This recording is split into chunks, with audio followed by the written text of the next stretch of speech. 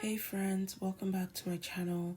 So today's video is going to be reviewing all my iPad Pro 2020 12.9 inch accessories and answering all the questions from the iPad unboxing video.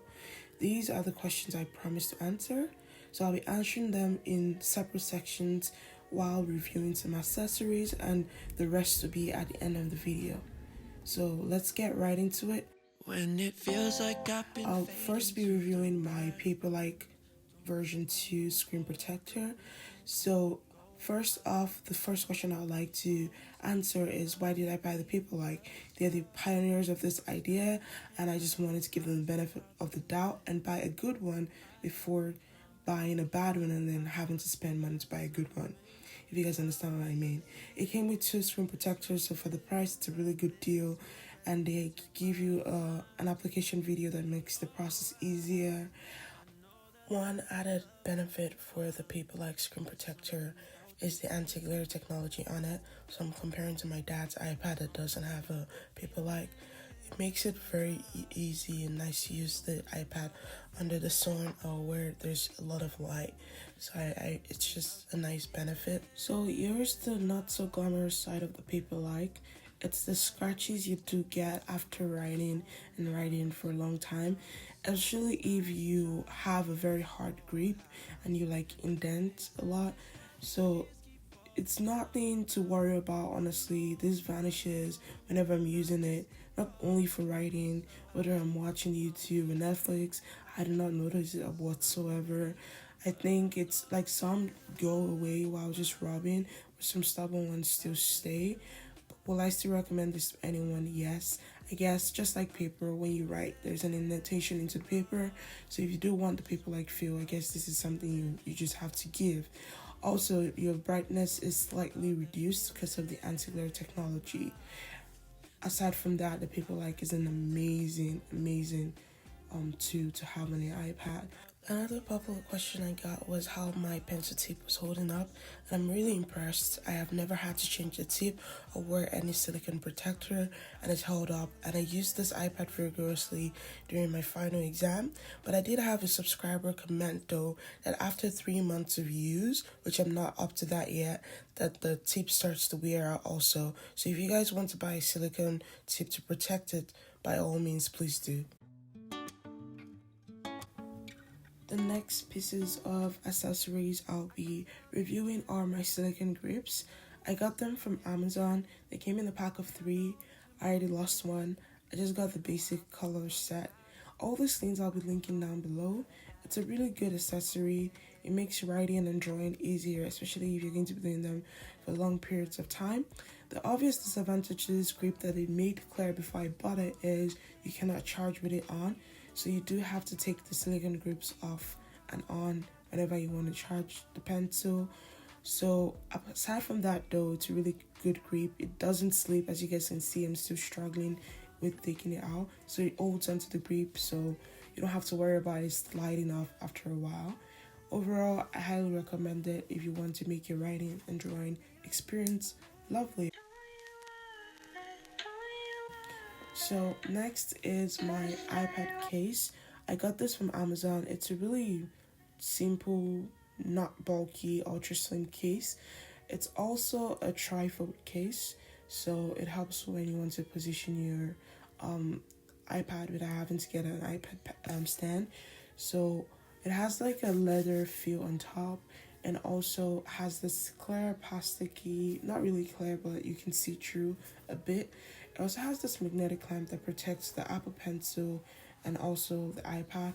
All essential keys are closed, and it just protects your iPad without making it feel bulky. Also, the inside has this velvety feel over there. But aside from all that, the one thing I don't like about this case is the position of the magnetic clamp, and I'll be showing you guys that in a moment. So the magnetic clamp was built facing downwards. It was built facing that way, so except I turn my iPad like this whenever I want to open it up, it's really not comfortable to open it.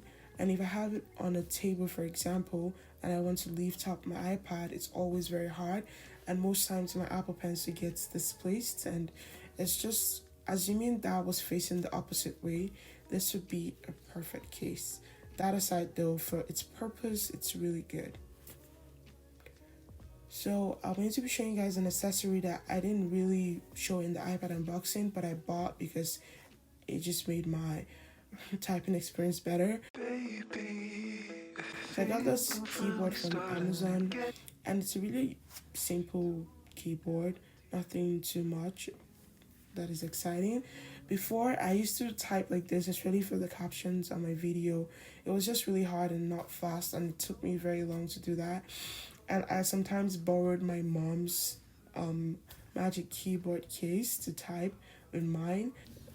So what I used to do is like I would take off my case and I would basically exchange with her case because we have the same exact size iPad. It's just hers is an older generation. So the only difference is the size of the camera lens at the back. So hers fit perfectly into mine, but mine doesn't fit into hers perfectly because my camera is bigger, even though the cameras are meant to get smaller as time goes, but that's a story for another day.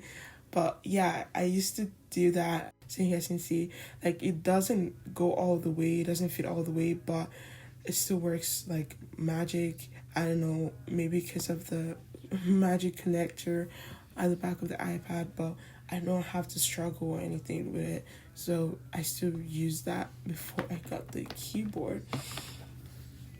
Just makes typing easier and more fun or friendlier. Back to the keyboard itself, it has an easily accessible on and off button to save your battery. So this keyboard, you don't have to charge it, you just have to put in battery.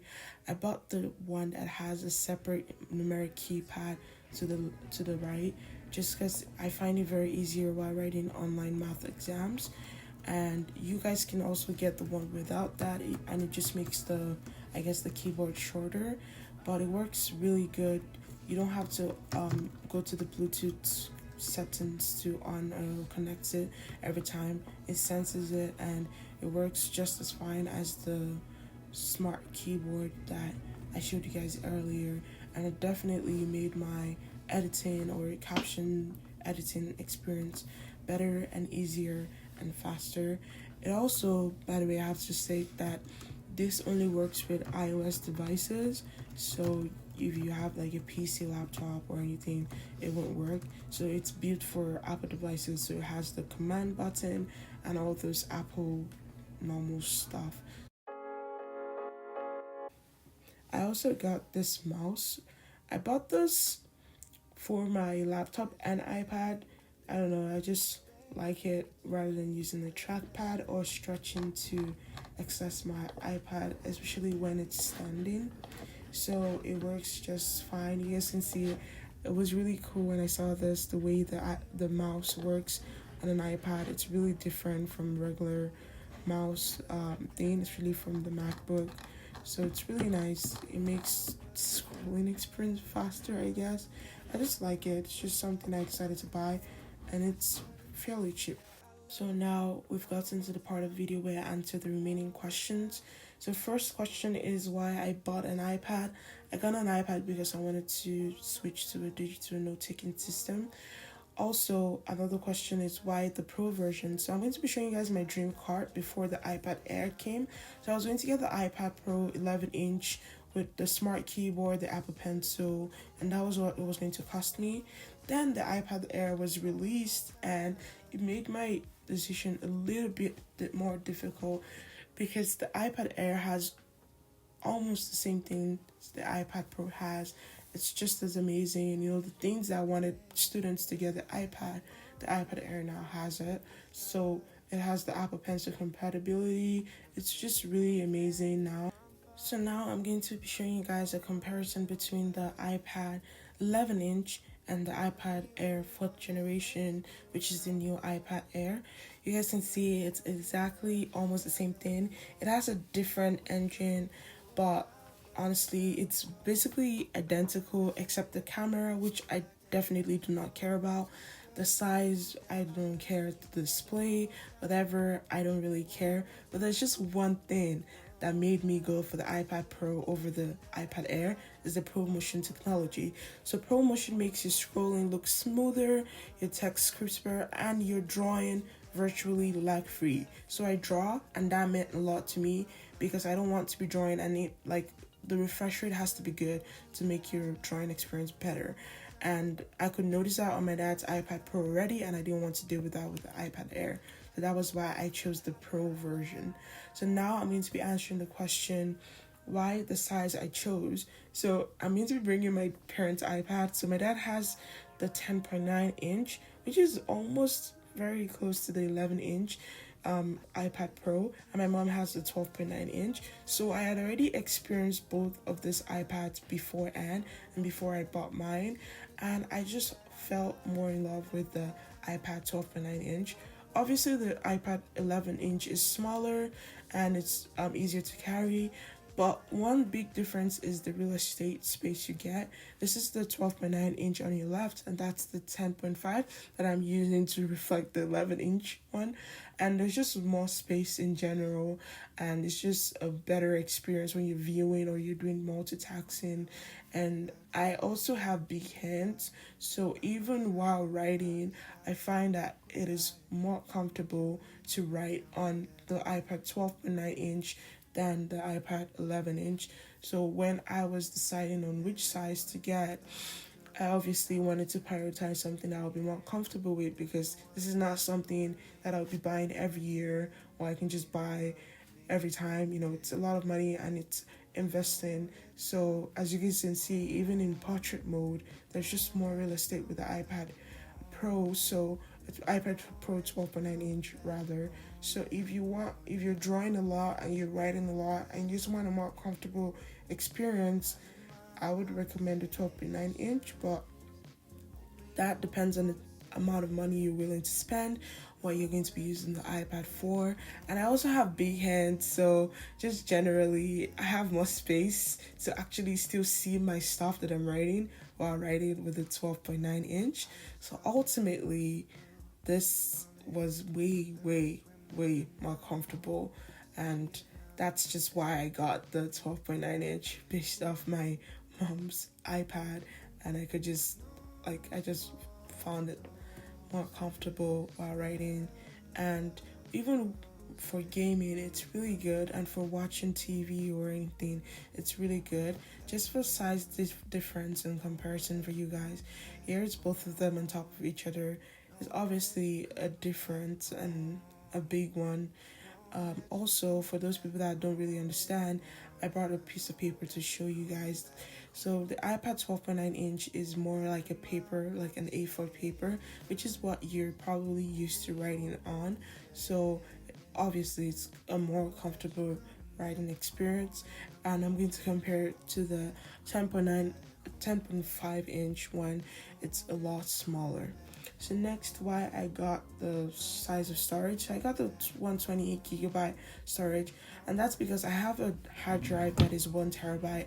I have an iPhone that is 256 GB. I have a MacBook Pro that's 256 GB. So I just decided to save the money and get the 12.9 inch iPad Pro. Get the 128 GB rather than another size to save the money, since I upgraded the size. Everything the same, and it just makes the money way cheaper, and I could care less about storage size that I have, because I have all these other devices, and I could really just manage things that I can put on my iPad and on my phone to maximize the storage. So that's the price. But when you go to the education website for students and schools, it's a lot cheaper. So I'll show you guys how much it was, the same option, while using the education website. So if you guys want to buy something and you're a student, I recommend using the education pricing website. And you guys will see now I bought only the Apple Pencil. I did not get the smart keyboard like I wanted to. I saved that money so I could just get a regular case and just get an Paperlike. And you guys can see the money is way less than before. So that is all for today's video. If you guys have any more questions, please be free to put them down in the comments and I'll make sure to answer them. If you're new to my channel and you're just coming across my channel, my name is Christiana. I make study vlogs, study videos, productivity videos, and I normally have a caption video. This video is special because I am doing a voiceover. But if you like things like that, be sure to subscribe and join the family. That is all. Stay safe, guys, and have a great new university semester or semester if you're in high school, whatever. Have a great new semester if you're just starting, and if you started already, hope it's going well for you. And I will see you guys in the next video, same time next week, Saturday. Bye, guys.